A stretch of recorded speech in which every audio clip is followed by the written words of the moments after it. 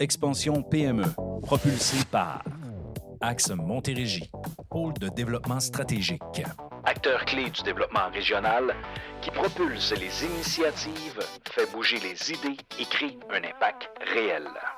Vous présente l'Axe de croissance, le balado qui vous inspire la direction, qui vous aide, vous informe et vous permet d'apprendre. À travers des intervenants de plusieurs horizons, parlons de sujets qui vous intéressent. Mon nom est Benoît Rochefort et j'ai le privilège d'aller à la rencontre d'entrepreneurs et de personnes qui connaissent leur domaine. Dans cette première série, abordons comment faire des affaires avec la Défense nationale dans le cadre des rendez-vous des PME.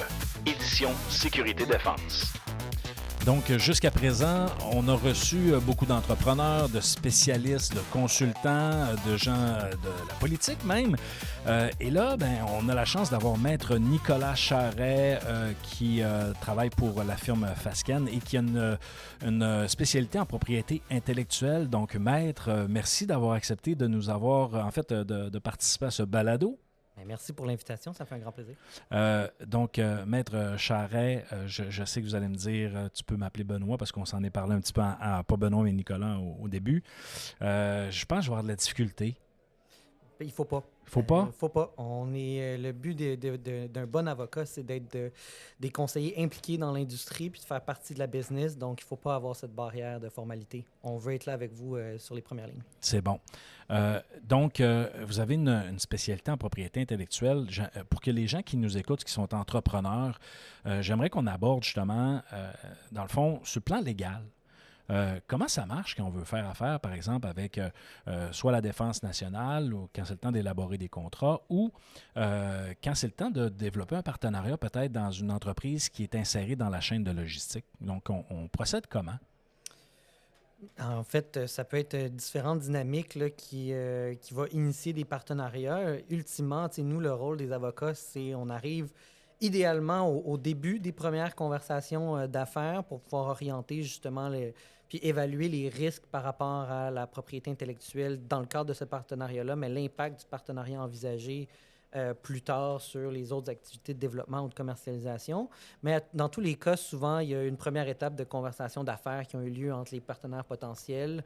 Les unités là, d'affaires vont avoir discuté les grandes lignes ou les orientations stratégiques qu'ils veulent mettre en place. Puis ensuite, là, ils vont appeler leurs avocats pour dire, écoutez, là, on s'est entendu sur des grands principes, mais ça nous prendrait peut-être un bout de papier qu'on signerait là, pour formaliser ça, puis cadrer cette affaire-là. Puis ça, c'est souvent là où nous, on va commencer à intervenir. Là. Donc, le rôle de l'avocat à ce moment-là, ça va être de vraiment s'assurer que la grande intention qui a été négociée, dans le fond, soit reflétée à l'intérieur des paragraphes du contrat. Est-ce qu'il y a des pièges à éviter un peu là-dedans pour un entrepreneur? Parce que, tu sais, on parle d'avocat, mais tu sais, quand c'est le temps de négocier, puis en passant, je veux juste contextualiser aussi nos réponses, notre discussion, on n'est pas en mode conseil, on est plus en mode discussion. Donc, si vous voulez avoir des conseils, appelez votre avocat ou, bien sûr, Maître Charret qui est à ma gauche. Avec grand plaisir. Mais exact, dans les grands pièges ou du moins les obstacles auxquels il faut faire attention au moment qu'on envisage de commercialiser ou de mettre sa propriété intellectuelle sur le marché, c'est les mêmes que pour n'importe quelle autre industrie. Hein? Puis souvent, le premier obstacle, c'est on s'est entendu sur des grands principes, mais quels sont les impacts sur ma commercialisation future? C'est-à-dire, par exemple, si on a un contrat de licence ou on offre un produit à un donneur d'ordre, mais ce produit-là est, par exemple, un logiciel, est sous licence, c'est-à-dire on concède un droit d'utiliser notre propriété intellectuelle dans un cadre donné. Quels sont les paramètres de cette licence-là? Puis souvent, on va avoir des paramètres qui sont très larges, donc des licences exclusives. Donc, je n'ai pas le droit de donner une licence équivalente à un tiers. On va avoir des licences qui sont perpétuelles, donc elles durent dans le temps, ils n'ont pas de limite de temps. Ça peut être des licences qui vont avoir évidemment des royautés. Mais combien de royautés, puis quelle est la valeur de ces royautés, les redevances qu'on va se faire payer. Donc, il faut faire attention aux paramètres qui sont établis là, pour cette licence-là, parce que justement, si on octroie une licence exclusive, perpétuelle, avec des royautés qui ne sont pas adaptées au fait que la licence est aussi longue puis aussi restrictive, à un moment donné, c'est que ce que finalement la PME ou l'entreprise qui concède la licence fait de l'argent avec son contrat ou avec son partenariat. Ou est-ce que ça l'empêche d'accéder à certains marchés? Parce que la licence peut être aussi restreinte au niveau géographique. On peut dire, je concède une licence pour le monde entier ou je concède une licence pour les États-Unis. Puis si je concède une licence exclusive aux États-Unis à ce partenaire-là, ça veut dire que je ne pourrais pas l'octroyer à quelqu'un d'autre aux États-Unis. Donc ça, est-ce que ça vient m'empêcher de développer des activités dans cette juridiction-là? Peut-être. Donc il faut faire attention aux paramètres des licences là, qu'on accepte d'octroyer. Puis des fois, dans un état d'empressement, on ne réalise pas nécessairement l'impact que ça peut avoir, ces petits mots magiques-là, dans le contrat, mais ultimement, ça peut avoir des impacts opérationnels assez majeurs. On a parlé beaucoup dans la série jusqu'à maintenant de la différence entre le civil et le militaire. Sur le plan des propriétés intellectuelles puis des contrats, est-ce qu'il y a une différence, par exemple, dans votre pratique, entre, justement, quand c'est le temps de négocier une licence pour les forces ou pour les entreprises, en fait, les entreprises qui visent le marché civil? Absolument. Quand on tombe dans les contrats du secteur de la défense, souvent, on va avoir surtout des contrats qui nous sont issus des gouvernements. Ces gouvernements, qu'ils soient canadiens, américains ou européens, vont avoir ce qu'on appelle des clauses standards, et le Canada en a. Et ces clauses standards, c'est des termes et conditions qui sont préapprouvés par le Canada. Sauf que ces termes-là, ils sont écrits d'une façon à ce que ça octroie des droits au Canada de différents scénarios. C'est-à-dire qu'on a un ensemble de clauses qui va dire toute la propriété intellectuelle que vous développez en utilisant les fonds qu'on vous donne m'appartiennent. Donc, vous me cédez les droits. Et dans la propriété intellectuelle qui vous appartenait avant ce contrat-là, vous m'octroyez une licence. Dans un deuxième scénario, on dit l'entrepreneur ou le donneur d'ordre ou la PME qui développe la propriété intellectuelle demeure propriétaire, sauf que vous octroyez une licence au Canada. Mais encore une fois, les licences octroyées dans le deuxième scénario sont extrêmement larges parce que c'est des licences qui permettent de modifier, distribuer, concéder des sous-licences à des tiers, traduire les documents. C'est des licences qui permettent au Canada de faire en sorte qu'ils peuvent exploiter les droits de la même façon que s'ils étaient propriétaires. Donc, il doit y avoir un enjeu financier aussi en bout de piste, là, tout dépendant des licences, des droits là, que, par exemple, le Canada va signer avec l'entreprise, là, je présume. Bien, il y a un enjeu financier parce que, évidemment, quand on octroie autant de droits ou des droits aussi larges, bien, il faut s'assurer que pour l'entreprise, le montant qui est payé par le gouvernement soit équivalent ou du moins vale la chandelle. Parce que quand on octroie des licences aussi larges ou qu'on cède des droits aussi ultimement que le Canada l'exige, encore une fois, ça revient à mon analyse du départ de est-ce que la façon dont on remplit les exigences du Canada, est-ce que ça vient me bloquer sur d'autres marchés? Puis là, est-ce qu'on se met un peu dans une boîte ou dans un coin qui fera en sorte que finalement l'entreprise n'est pas capable de continuer de croître ou d'obtenir des contrats dans d'autres marchés parce qu'on a concédé des droits sur une propriété intellectuelle nouvelle, mais qu'on avait l'intention de revendre à d'autres pays, mais que là, à cause du contrat avec le Canada, on se ramasse à ne plus avoir les droits dans cette propriété intellectuelle-là. Bien là, ça, si on n'a plus les droits parce qu'on l'a cédé, mais on se trouve dans une situation un peu délicate où là, finalement, on ne peut pas exploiter nécessairement ce qu'on voulait faire, ou si on veut l'exploiter, on va devoir demander des autorisations au Canada. Puis ça, ça peut être un processus qui peut être compliqué de demander des autorisations pour la commercialisation avec des tiers, surtout quand il y a un enjeu de sécurité nationale, comme c'est la majorité du temps pour les contrats de la défense, puis surtout quand c'est avec d'autres pays ou avec d'autres. Donc, je présume que, dans le fond, du côté du Canada, quand eux, ils négocient, ils disent on va investir dans ta technologie, on va investir dans ta R&D. On signe un contrat, on y croit, mais c'est ça, dans le fond, eux, ils font comme subventionner l'entreprise. Donc, c'est là, je présume, qu'il va y avoir une négociation avec... donc, je parle d'un scénario plausible, là, pas possible, là, il y en a d'autres. Oui, c'est un scénario qui est plausible. Par contre, il n'y a pas de négociation avec le Canada. Donc, OK. Le Canada utilise leur clause standard et c'est la clause qui va être mentionnée dans les documents d'appel d'offres. C'est comme ça, sinon c'est Puis pas ça. c'est comme ça, c'est comme ça. Donc, c'est pour ça que quand on traite directement avec le Canada, puis avec l'impulsion de la nouvelle stratégie industrielle de défense, on voit qu'il y a une ouverture à ce que le Canada traite plus fréquemment directement avec les PME sans nécessairement passer par un donneur d'ordre. Donc, ça, c'est quelque chose que les donneurs d'ordre, les fameux primes, sont habitués de faire ces analyses puis de mitiger les impacts de ces clauses standards. Mais pour une PME, c'est tout nouveau, ça, comme interaction. de dire, ben c'est un contrat, mais finalement, je ne peux pas vraiment le négocier. Donc, il faut que je m'adapte. Il faut que j'adapte mon modèle d'affaires, il faut que j'adapte mon plan d'affaires au fait que je vais accepter ces clauses-là. Donc ça, c'est nouveau. Là. Une entreprise, par exemple, qui fait un partenariat stratégique avec une autre. L'entreprise qui, dans le fond, est propriétaire, qui a signé un contrat avec la Défense nationale, puis dans le fond, l'entreprise qui a signé avec l'entreprise, ça fait beaucoup d'entreprises, je suis désolé, mais dans le fond, mettons le sous-traitant, le partenaire qui signe avec l'entreprise directement. Exact. Est-ce que cette entreprise-là, qui a une innovation, dit, ben moi, je voudrais travailler avec toi, puis pour vendre, dans le fond, il passe par un tiers. Oui. À ce moment-là, est-ce que cette entreprise-là est liée par le même engagement que l'entreprise qui te va fournir? C'est une excellente question parce que ces clauses standards-là, puis c'est une nuance importante parce que les clauses standards que le Canada impose, c'est dans ses contrats d'appel d'offres. Donc, c'est-à-dire que le Canada impose ces clauses-là dans son appel d'offres que le donneur d'ordre ou le prime va soumissionner puis remporter le contrat. Donc, ça s'applique dans cette relation-là.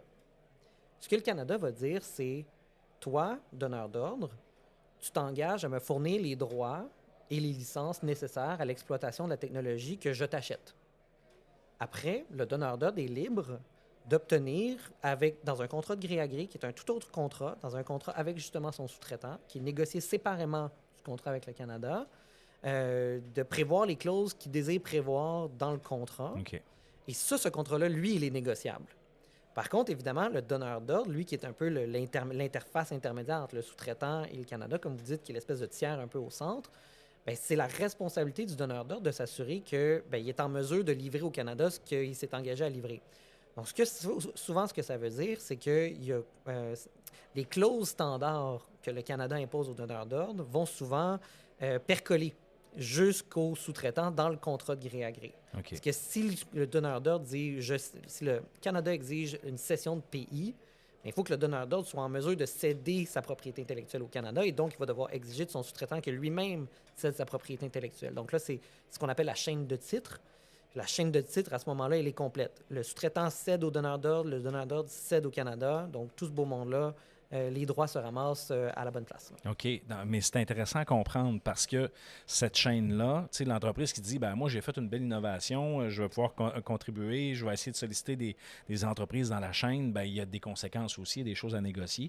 Puis des fois, ben tu sais, il y en a qui vont dire, pourquoi il me met cette clause-là, il veut ramasser mes droits, il veut... Non, tout ça. Ben, c'est parce que des fois, il y a peut-être dans le fond, celui à qui veut vendre a déjà cette contrainte-là qui est rattachée au... C'est exactement ça. Puis ça, c'est souvent le cas pour n'importe quel contrat d'approvisionnement public. C'est pas nécessairement exclusif à la défense. Okay. On le voit aussi dans les contrats d'approvisionnement provincial au Québec. Okay. C'est la même façon. Leurs documents d'appel d'offres, ils ont des exigences.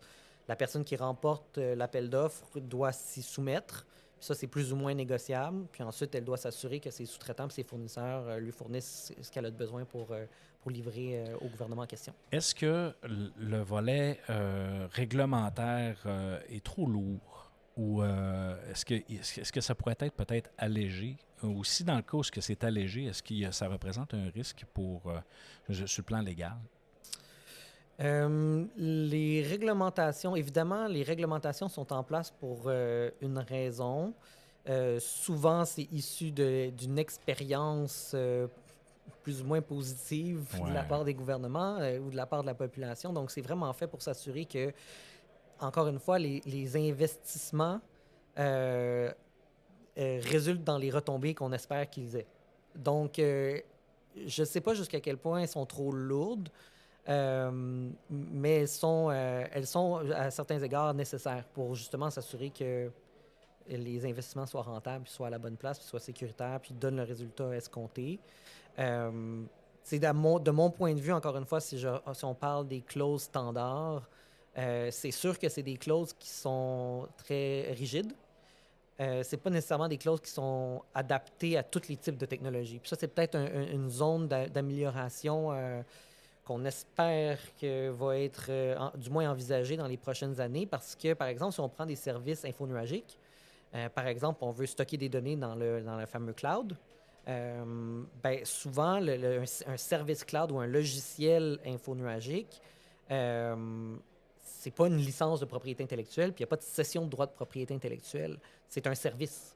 C'est un contrat de service. Oui, il y a une technologie derrière, mais c'est un contrat de service. Alors, parler de licence perpétuelle, exclusive, transférable.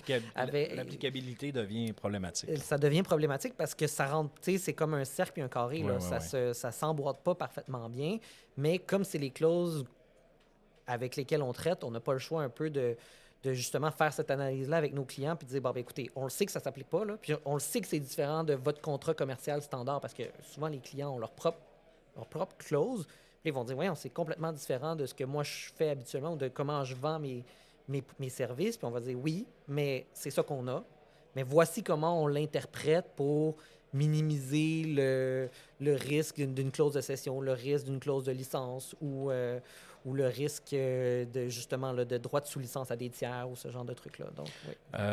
Maître Charret, avec cette entrevue-là, je pense que la pertinence d'avoir un avocat spécialisé en propriété intellectuelle devient une évidence, surtout quand tu développes, je pense, une technologie ou une approche, parce que possiblement, ça va permettre à l'entrepreneur de gagner du temps. Ça ne sera pas l'avocat qui va le faire ralentir, je présume, là. Non, puis habituellement, les avocats, justement, parce qu'ils ont cette expérience-là, ils en ont vu beaucoup.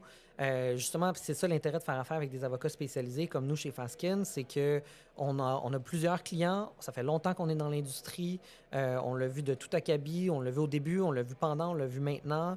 On est là avec les gens d'affaires, donc le fait d'avoir cette expérience-là de terrain et d'avoir vu différents contrats dans différents contextes, que ce soit Canada, Prime ou Prime sous-traitant ou le sous-traitant ou les ententes de collaboration ou les ententes avec les universités, ça aussi, ça devient de plus en plus populaire. On a toute cette expérience, on a eu cette visibilité-là. Bien, c'est sûr que quand on devient, on se fait appeler puis qu'on devient impliqué dans la négociation d'un contrat ou dans l'analyse juridique, bien, c'est sûr que nos conseils sont basés sur une expérience d'affaires. Donc, c'est pas juste de modifier une clause ou de faire une analyse de la loi applicable, c'est de dire, bien, est-ce qu'on est capable d'arriver à une analyse juridique qui sont alignées avec vos besoins d'affaires, puis qui vous permettent justement de conclure le contrat. Moi, c'est toujours ça que je dis. Moi, je suis en propriété intellectuelle parce que je n'aimais pas la chicane. Moi, je suis là parce que je veux signer des ententes, je veux qu'on collabore, que ce soit constructif, qu'on aide de l'avant avec les entreprises. Ben, c'est ça notre rôle. Bien, pour éviter la chicane, justement, ça serait quoi les clauses essentielles qu'on devrait, dans un contrat de propriété intellectuelle là, avec un fournisseur aussi important que le Canada, pas un fournisseur, mais un client aussi important, ce serait quoi les clauses, hormis les clauses que vous me parliez tout à l'heure, qui est une réponse que je voyais venir, oui. Mais en général, là, justement, d'entreprise en entreprise, y a-t-il des clauses qui sont qu'il faut s'attarder justement quand c'est le temps de négocier les grands thèmes avant d'appeler son avocat? Oui, absolument. Bien, c'est sûr que tout ce qui est notion de propriété, disons qu'on a une propriété intellectuelle qui est conjointe, on développe quelque chose ensemble. Puis, il y a une propriété, partie A amène sa propriété intellectuelle, partie B amène sa propriété intellectuelle, ils la mettent ensemble, ils l'évaluent, ils la testent, puis ils développent une nouvelle propriété intellectuelle. Bien, la propriété de cette nouvelle propriété intellectuelle-là, bien, elle doit faire l'objet d'un régime contractuel. Qui la détient? Parce que qui la détient va souvent déterminer qui va payer pour la protéger, donc déposer des brevets, faire signer des ententes de confidentialité. Mais ça doit être... cet aspect-là, ça doit être une mer à conflit, là, quand c'est pas fait, là. Bien, exact. Oui, mais c'est ça. C'est pour ça qu'on le fait d'avance. Parce que autrement, si, par exemple, on dit toute la propriété intellectuelle conjointe appartient exclusivement à partie A. Bon. Mais partie A arrive puis veut déposer des brevets. Est-ce que partie A va assumer tous les coûts pour ça parce qu'elle est simplement propriétaire ou elle va dire, bien, écoutez, nous, on a voulu attribuer la propriété à une partie, mais la réalité, c'est que c'est parce que c'était juridiquement plus facile. C'était plus facile de négocier un contrat en mettant un propriétaire qu'un copropriétaire, parce que des copropriétaires, ça, c'est un tout autre régime juridique de qui a le plus de droits de parole, puis les mécanismes de décision, puis ça prend des comités. Puis il y a tout un régime de copropriété que peut-être les parties ont voulu s'éviter, mais ça ne veut pas dire que la partie à qui on a attribué la propriété assume tous les coûts pour justement déposer les brevets ou, en pire, la défendre. Donc, émettre des mises en demeure, aller chercher des injonctions, intenter des procédures judiciaires. Donc, tout le régime de la gestion de la propriété, il faut que ce soit prévu dans le contrat. Parce qu'autrement, effectivement, ça, c'est une zone très litigieuse à l'interne. Puis, tu sais, encore une fois, ces contrats-là, ils se veulent constructifs. On développe quelque chose ensemble pour ensuite vendre, puis ensuite, ultimement, approvisionner le Canada.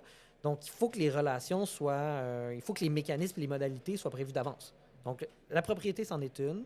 Puis après ça, justement, ben, tout ce qui est litige, hein, si on reçoit un litige ou si on reçoit une réclamation d'un tiers de « Ah, tu as violé la propriété intellectuelle de quelqu'un d'autre » ou « Tu violes la propriété intellectuelle d'un autre » ou « Tu as intégré une composante qui viole la propriété intellectuelle d'un tiers », bon, ben, qui s'occupe de la défense? Hein? Puis comment on partage les coûts de la défense, puis comment on partage les coûts d'indemnisation ou de compensation si jamais on est condamné à des dommages. Comment on partage ça? Donc, tout ça, ça fait l'objet, ça doit faire l'objet d'un régime là, de gestion Donc, au sein du contrat. On ne fait pas ça sa gueule. Non. Ou sur un coin de table. Non, puis tu sais, on ne fait pas ça sur un coin de table, mais ça ne veut pas dire que ça devient des conversations qui sont tendues.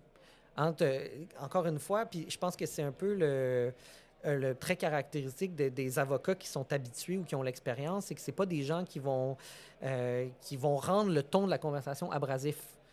Parce qu'on sait très bien que, encore une fois, c'est un projet commun. Les parties veulent collaborer.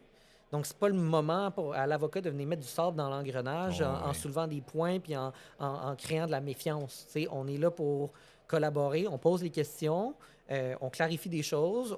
Souvent, les termes commerciaux, ils sont très vagues. Quand on arrive avec notre expérience, on pose les bonnes questions pour guider les clients. Mais ultimement, le but, c'est que le contrat soit signé. Puis surtout, il ne faut pas que la négociation de ce contrat-là envenime la relation qui n'a pas encore commencé. Oui, tout à fait. Parce qu'après ça, ce n'est pas les avocats qui vivent avec le contrat, c'est les parties.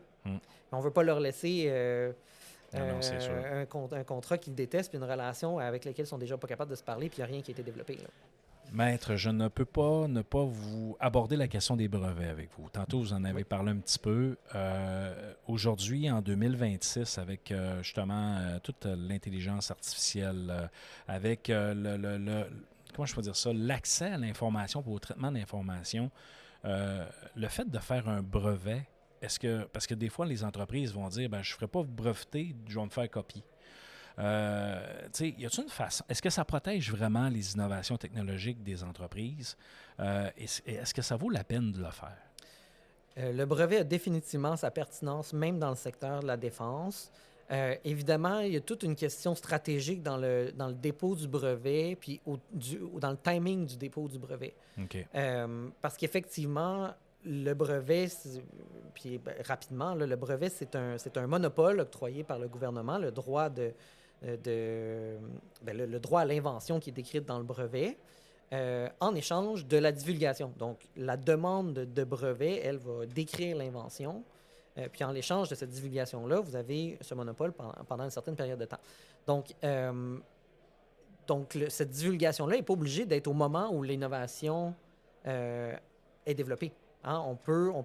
Il peut avoir une certaine valeur à préserver un secret, mais c'est à partir du moment où le secret devient très difficile à maintenir que là, le brevet prend sa pertinence parce que oui, on le divulgue, mais comme on reçoit le monopole en échange, on s'assure de garder les tiers à l'extérieur de l'enclos du brevet. Donc, c'est pour ça que je dis qu'il y a une question de timing de qu'est-ce qui est le plus avantageux, de le garder secret pendant une certaine période de temps ou à partir du moment où je le mets en marché, puis je veux faire des salons. Je veux faire des présentations, je veux faire des démos, je veux venir la présenter à des congrès, je veux faire des démonstrations publiques, je veux faire des pitchs de vente. À partir du moment où on commence à publiciser une invention, bien là, on perd automatiquement le secret. Mais on n'est quand même pas sans moyen parce qu'on peut déposer un brevet. Donc là, la pertinence, c'est pour ça qu'il y a une question de timing. Si on est rendu à un moment où l'innovation est assez mature pour être présentée, ben là, à ce moment-là, le brevet a toute sa pertinence, là, absolument. Même s'il y a une divulgation publique. Puis il ne faut pas non plus oublier que le brevet, c'est une partie de l'innovation. C'est-à-dire, c'est ce qu'on va mettre, c'est l'invention qu'on est capable de mettre en mots dans une demande de brevet, mais il y a tout un savoir-faire que peut-être qui est nécessaire à l'exploitation de cette invention-là, que ça, tant qu'on le garde secret, ben nos compétiteurs, ils n'y auront pas accès. Là. Mais c'est une nuance qui est hyper importante, ça. Le savoir-faire. Puis ça, c'est une perspective que j'avais jamais vue, honnêtement, parce que souvent, les brevets, des fois, on entend que, bon, c'est des fois, tu changes, les Chinois vont arriver, ils vont changer quelque chose, puis après ça, ils vont leur mettre, oui. Tandis que le savoir-faire, qui est un élément, puis je pense que ça peut devenir un élément stratégique pour les entreprises elles-mêmes. Bien, absolument, puis... Tu sais, quand on parlait au début là, des clauses standards qui disent le Canada, on cède toute la propriété intellectuelle dans les droits au Canada. Puis la raison pourquoi le Canada fait ça, c'est qu'ils se disent, bien, si j'ai la propriété intellectuelle, bien, je vais pouvoir moi-même faire l'entretien, mettre à jour, le modifier selon l'évolution de mes besoins. Je vais pouvoir modifier cette technologie-là. Mais la réalité, c'est que sans le savoir-faire pour exploiter cette propriété intellectuelle, le droit, ça ne sert à rien. Oui, tout à fait. Hein? On a le droit, mais on n'est pas capable de l'exploiter, ça mène nulle part. Bien, c'est la même chose pour un brevet. On peut avoir le brevet d'invention, il est divulgué, mais si ça prend une machine XYZ dans une chaîne de montage particulier avec un fluide quelconque, puis un composé à une température XY, puis ça, c'est pas dans le brevet, bien, même si on a divulgué une invention, mais qu'on n'est pas capable de l'opérer, bien, le brevet n'aura pas vraiment de pertinence pour les compétiteurs. Maître Charret, c'est vraiment pertinent. Est-ce que je peux me permettre de vous faire participer à mon petit jeu? Bien, allez-y. Alors, je vais ouvrir la boîte. La boîte à astuces. Donne au suivant en partageant ton meilleur truc. Donc, Maître Charret, quel serait votre meilleur truc?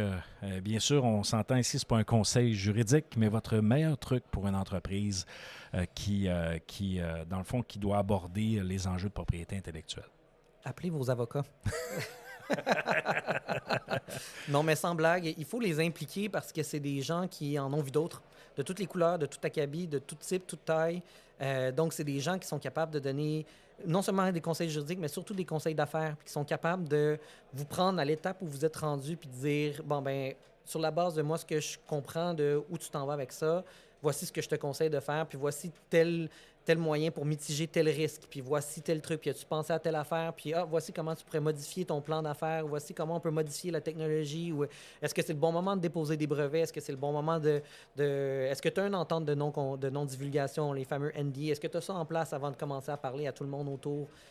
Donc, tout ça, c'est des conversations stratégiques à haut niveau que vous pouvez avoir avec vos avocats, puis souvent, ça sauve la mise en amont, avant d'arriver puis d'appeler en panique vos avocats. Oui, puis honnêtement, je pense que c'est une question d'investissement.